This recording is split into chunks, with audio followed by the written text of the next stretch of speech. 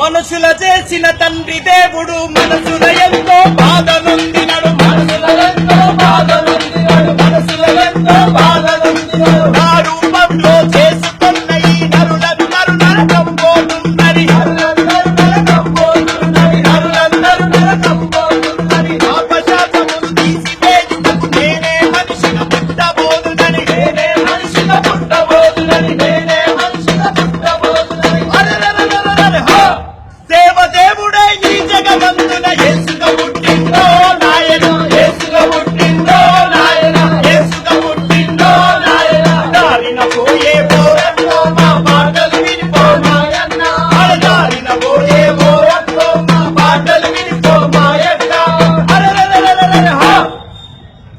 మిర్యాలగూడ వాసులకు మా యొక్క విజ్ఞప్తి, ప్రభు అయిన యేసుక్రీస్తు నామంలో మా ప్రేమపూర్వక వందనాలు తెలియజేస్తున్నాము. ఈ మధ్య కాలంలో క్రైస్తవుల మీద జరుగుతున్న కొన్ని దాడులను బట్టి మా మనోవేదనను తెలియజేయడానికి ఇక్కడ ఉన్నాం. క్రైస్తవుడు శత్రువు కాదు, క్రైస్తవుడు సంఘ విద్రోహి కాదు. క్రైస్తవులు ఎన్నో విద్య నేర్పించినారు, ఎన్నో వైద్యశాలలు కట్టించినారు, సంఘానికి, సమాజానికి, దేశానికి సేవ చేస్తున్నారు. ఎందుకంటే క్రీస్తు నేర్పించిన తత్వం, ప్రేమించే తత్వం, క్రీస్తు నేర్పించిన తత్వం. వీలైతే రక్తం కార్చినా పర్వాలేదు గాని సేవ చేయండి.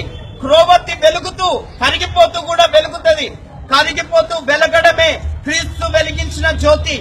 ఆనాడు క్రీస్తును కూడా సిలువ వేసి చంపేసినారు. అయినప్పటికీ ఈ యొక్క ప్రేమ విప్లవము ఆగలేదు. క్రైస్తవుల అనేకులను చంపినారు, అయినా ప్రేమ విప్లవం ఆగలేదు. ఈ రోజు ప్రపంచంలో 3 భాగాలు క్రైస్తవులు, మతాన్ని బట్టి కాదు, ప్రేమను బట్టి.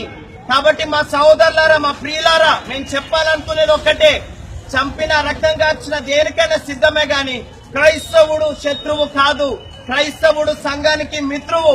కాబట్టి క్రీస్తు నేర్పిన తత్వం ఒక్కటే, ప్రేమించ